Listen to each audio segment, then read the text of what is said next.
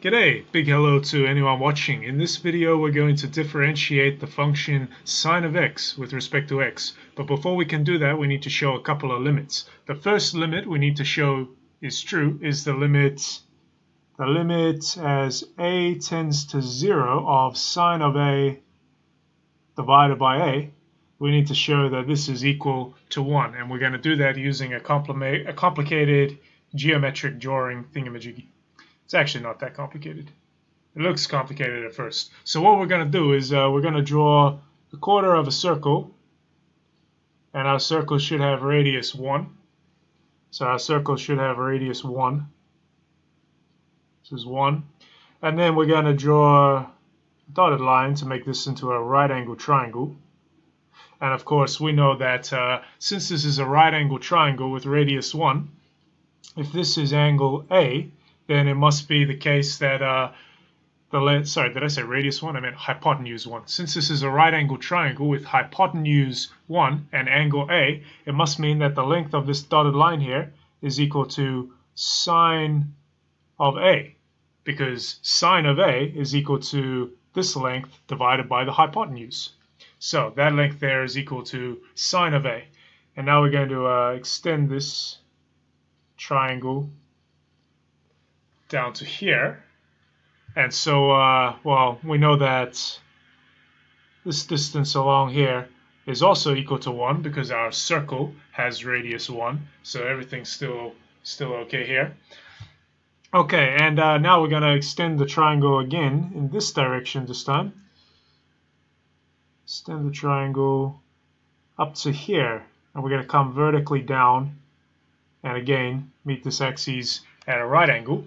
And so, well, in this case, since this length is also equal to 1, and for a right angle triangle with angle A, we have that tangent of A is equal to this side divided by this side. Well, it must be the case that this side is equal to tangent of A, because tangent of A is equal to this side divided by this side, but that's the second side is 1. So tangent of A is the length of this side. Tangent of A. Okay, now what? Well, we're going to color some things in. So first of all, I'm going to color in yellow this triangle right here. So this triangle right here, hopefully things don't get too lost. So it's not a right angle triangle, it's that whole triangle right in there. And I guess I need to go over this sine of A thing again. Sine of A, hopefully you can read that. The height of this triangle is sine of A. Okay, and it has a base length. It has a base length of 1. So the yellow triangle has area. So the yellow triangle has area sine of A times 1, times a half, because the triangle has area half times base times height. So area of the yellow triangle equals half times 1 times sine of A. Well, that's just equal to half sine A, or sine A divided by 2. Sine A divided by 2. Okay, well now I'm going to shade in this part here. Shade in this part here green. Shade that part there in green. So now yellow plus green, the yellow plus green area. So yellow plus green area. Well, that's the segment of the circle. That's a segment of the circle. And we know that the area of the whole circle is going to be pi times r squared. Well, our radius here is 1, so the area of the whole circle would be pi, but we only have a fraction of that circle, and our fraction is actually equal to A divided by 2 pi. Fraction is actually equal to A divided by 2 pi. And so the yellow area plus the green area is actually just equal to pi times a divided by 2 pi, well, the pi's cancel, and we just end up with a divided by 2. And finally, let's take care of the rest of this. I'll shade it in red. The area of yellow plus green plus red. So, by the way, this first area is just the yellow area. So yellow area is sine of a divided by 2. Yellow plus green area is a divided by 2. And so the yellow plus green plus red, yellow plus green plus red area, this is equal to, well, it's just half times tangent of a. Half times tangent of a, because it's half times base, which is 1, times height. So half times tangent of a. Well, tangent of a is actually equal to sine of a divided by cosine of a. Sine of a divided by cosine of a. So the yellow plus green plus red area is equal to half times tangent of a, which is equal to half times sine of a times cosine of a. Half times sine of a divided by cosine of a.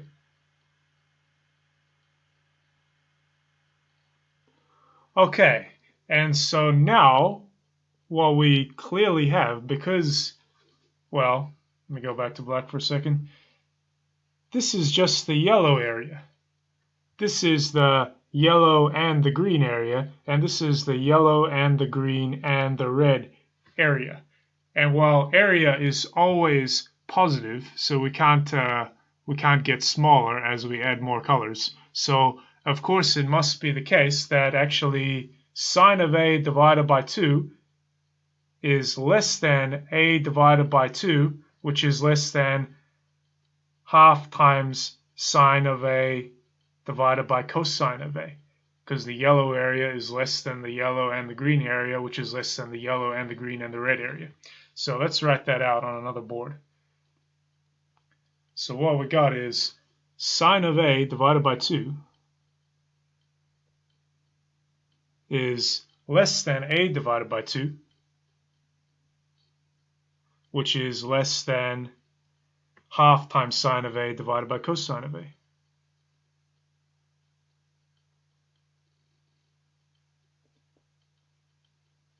Well, let's get rid of all these 2's by timesing everything by 2 because they're annoying me. So sine of a divided by 2 times 2 is sine of a, which is less than a divided by 2 times 2, which is just a, which is less than sine of a divided by cosine of a halved n times 2. Because, well, if, for example, sine of a is less than, sine of a divided by 2 is less than a divided by 2, well then if I times both of them by 2, the one that was previously less is still going to be less. It's not just all of a sudden going to become bigger.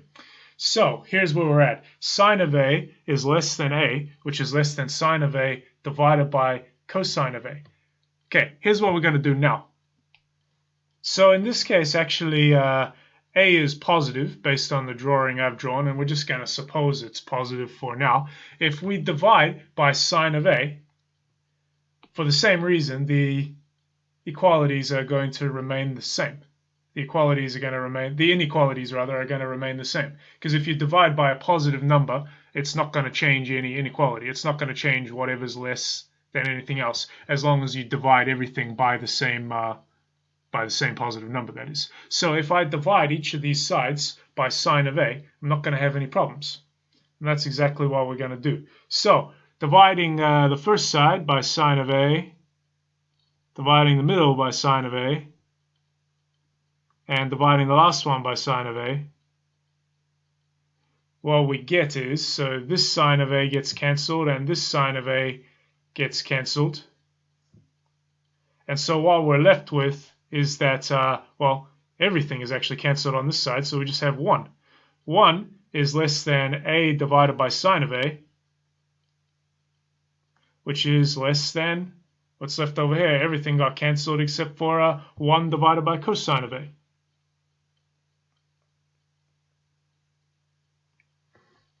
We're nearly done now because, well, we can divide 1 by each of these. We can divide 1 by each of these, and the inequality signs will actually flip around the other way. For example, if 2 is less than 3, which it is, we know that 1 divided by 2 is actually bigger than 1 divided by 3, because if you divide by a bigger number, you're going to end up with something smaller. If you divide 1 by a bigger number, you're going to end up with something smaller. So that's what we're going to do to each of these sides. The signs are going to flip around when we divide 1 by each of these things.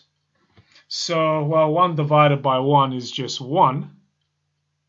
So 1 is bigger than 1 divided by a divided by sine of a.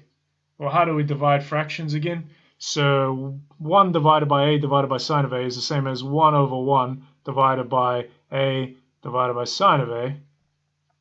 Well, when you're dividing fractions, you actually just flip the second one up and times them. So it's actually 1 over 1 times sine of a divided by a. And so that's actually just sine of a divided by a. So 1 is bigger than sine of a divided by a, and that's bigger than, well, for the same reason, cosine of a divided by 1, which is just cosine of a. And this is absolutely fantastic because we're taking the limit as a gets closer and closer to 0. We're seeing what happens as a gets closer and closer to 0. Let's rewrite this here. So where did we end up with? What did we end up with? We had cosine of a. So we had cosine of a, and that was less than sine of a divided by a, and that was less than 1. Well, now we can take the limit as a goes to 0. So we can let a get closer and closer to 0. Limit as a gets closer and closer to 0. So for all a bigger than 0, because I mean, there's nothing special about the a in the diagram that we've drawn over here. There's nothing special about this a here. It works for any a that's bigger than 0, what we've done. So we can just keep letting a get smaller and smaller. We can keep letting a get smaller and smaller, and these inequalities will still hold. We'll still have that cosine of a is less than sine of a divided by a, which is less than 1. Well, if we draw a cosine graph real quick, cosine looks like this. So if this is x, then this graph is cosine of x. Well, I should use a. So if this is a, and this graph is cosine of a, then as a gets closer and closer to 0, we know that cosine of a gets closer and closer to 1, actually. So as a gets closer and closer to 0, cosine of a gets closer and closer to 1. So this thing right here, gets closer and closer to 1.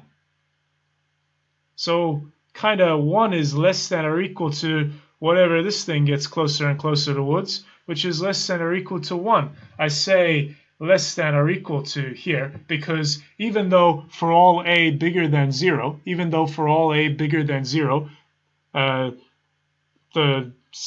this inequality means that this one is strictly less than this one, they might get closer and closer to the same thing. So that's where this less than or equal to business comes in here. So 1, because this cosine of a gets closer and closer to 1, and for all a bigger than 0, cosine of a is less than this thing here, it must be the case that 1 is less than or equal to whatever this one gets closer and closer towards, which is less than or equal to 1. And therefore, that must mean that, exactly as we hoped, the limit as a gets closer and closer to 0 of sine of a divided by a, well, that's equal to 1, because it's kind of jammed in between the limit of the cosine of a and the limit as a tends to 0 of 1, which, by the way, just has to be 1, because 1 has nothing to do with a. It's just going to stay as 1. So it's going to get closer and closer to 1 as a tends to 0, because it's already equal to 1. Okay, now notice that what we did was just for a bigger than 0.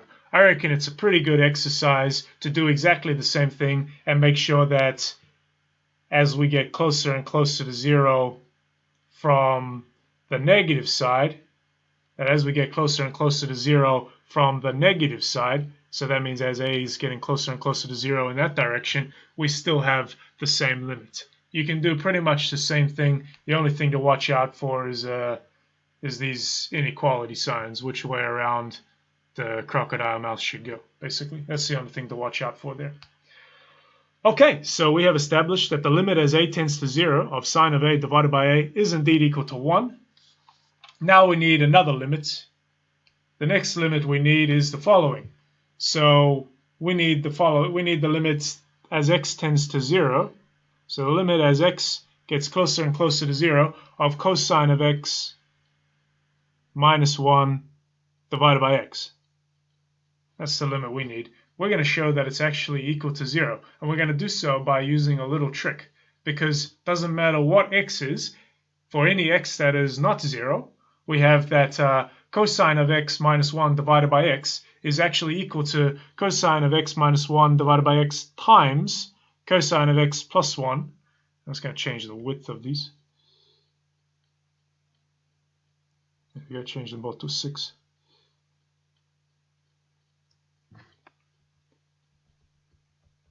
Getting annoyed with writing with a big thick marker.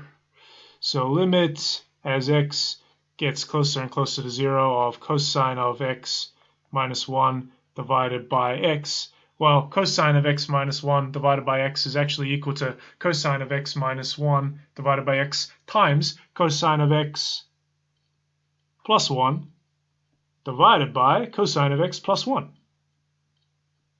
Haven't done anything special here. I mean, it's a little trick. It's a little trick to think to do this in the first place. However, it still works because all we've done is multiply it by 1, because cosine of x plus 1 divided by cosine of x plus 1 is still 1. So it just times this thing by 1. So it's still got to be the same. We haven't changed it in any way. Okay, and now this is equal to the limit as x gets closer and closer to 0. Well, let's multiply the top two brackets together. Cosine of x times cosine of x is equal to cosine of x squared, which is written like this. Now we're going to be timesing minus 1 by cosine of x and then plus 1 by cosine of x. So we're going to have minus cosine of x plus cosine of x. And so those two just cancel out, and we don't even need to worry about the middle term. So there is no middle term. So finally, we're just going to multiply the last two together, negative 1 and positive 1. Well, that multiplies to negative 1. So we get cosine of x squared minus 1, and then divided by x times cosine of x plus 1.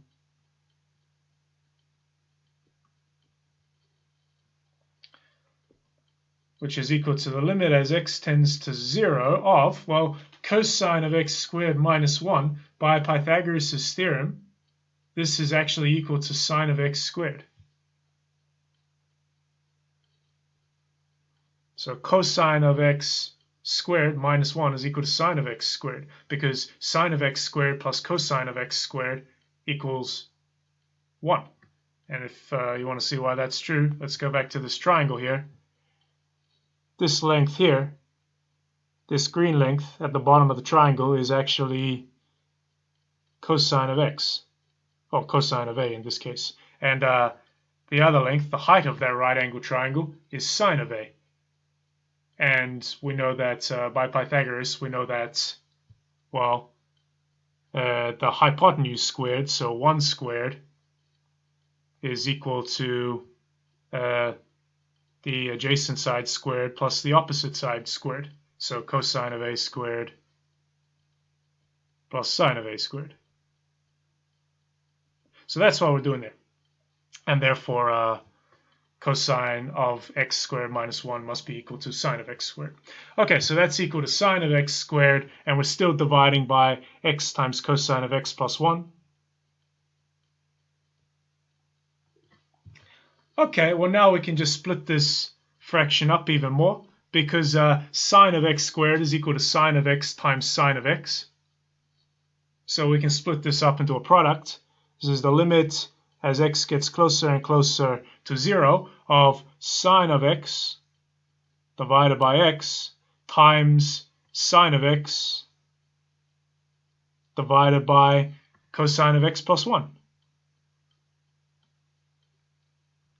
And now we know that the limits of the products of two products that each have their own limit must be equal to the product of the limits. In other words, whatever, if this gets closer and closer to something and this gets closer and closer to something, then whatever the product of those two gets closer and closer towards must be the product of whatever they each get closer and closer towards. That's a mouthful to say. Hopefully it's not too confusing. Okay, so this is equal to the limit as x gets closer and closer to 0 of sine of x divided by x times the limit as x gets closer and closer to 0 of sine of x divided by cosine of x plus 1. And now everything's easy because we already know this limit here is equal to 1 times this limit here. Well, we can see as x gets closer and closer to 0, sine of x gets closer and closer to 0. You can check the graph of sine of x if you don't believe me. And the thing on the bottom gets closer and closer to 2, because cosine of x gets closer and closer to 1. So we get closer and closer to 0 divided by 2, which is still 0. So that's equal to 0. And therefore, the limit as x gets closer and closer to 0 of cosine of x minus 1 divided by x is equal to 0. So we're going to need that. And now that we got those two limits, we are ready to differentiate sine of x. So let's say that y of x, again, I need to change the thickness of the pens.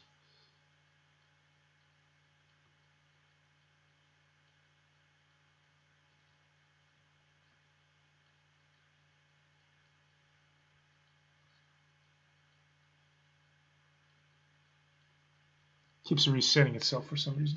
Anyway, so let's now say that y of x is equal to sine of x, and we want to find y prime of x. We know, therefore, that y prime of x is actually equal to the limit as h gets closer and closer to 0 of sine of x plus h minus sine of x divided by h. And now we're going to use the angle sum formula. Recall the angle sum formula says that sine of x plus h is equal to cosine of x times sine of h plus sine of x times cosine of h. If you're not sure why that's true, go and check out the video about the angle sum formula. There's a pretty interesting circle proof in there. Or pick another textbook. I'm sure there's many places where the proof of this thing's being published. But for now, if you don't know it, take it as fact, because we're going to use it in the next few lines. So sine of x plus h is equal to cosine of x times sine of h plus sine of x times cosine of h. And therefore, y prime of x is equal to the limit as h gets closer and closer to 0 of sine of x plus h, which we just showed is, or which we just stated is cosine of x sine of h plus sine of x cosine of h. And now we're minusing sine of x because of this part here. And so this is all divided by h. Things are looking good now. Let's do a bit of factorization. Oh no, let's first split it up into a limit of sums. So this is equal to the limit as h gets closer and closer to 0 of cosine of x times sine of h divided by h. So cosine of x times sine of h divided by h. plus, and again, limit of the sums is equal to the sum of the limits as long as those two limits exist, plus the limits as h gets closer and closer to 0 of, well, now we got to factorize out this sine of x here. So factorizing out the sine of x, we get the limit as h gets closer and closer to 0 of sine of x times cosine of h minus 1 divided by h. And now this cosine of x actually doesn't affect the limit at all because we're just multiplying everything by cosine of x. And so the first one is going to be equal to cosine of x times the limit as h gets closer and closer to 0 of sine of h divided by h, plus, and similarly this sine of x isn't really going to affect anything, so plus sine of x times the limit as h gets closer and closer to 0 of cosine of h minus 1 divided by h. Cosine of h minus 1 divided by h. And now we're done, because we know that this limit here, we just worked out that this limit here is equal to 1. And we just worked out that this limit here, is equal to 0. And so in fact, what we're left with is cosine of x times 1 plus sine of x times 0. So this part disappears, and this part disappears, and so y prime of x is actually equal to cosine of x, where y of x was equal to sine of x. Done. So we just differentiated sine of x. How about cosine of x? What's the derivative of cosine of x? Y of x equals cosine of x. Find y prime of x. Well, leave it as an exercise, but I'll give you a pretty nice hint. Cosine of x is equal to sine of pi over 2, or 90 degrees, depending on whether you're working in degrees or radians. I'm going to work in radians. So sine of pi over 2 minus x, and then you can use the chain rule. And also remember that cosine of pi over 2 minus x is equal to sine of x. So using that little rule, these two rules here, which can be deduced from the graphs of sine of x and cosine of x, you can therefore differentiate cosine of x as well. Okay, thank you very much for watching. Hope that was useful. All the best. Take care. Bye.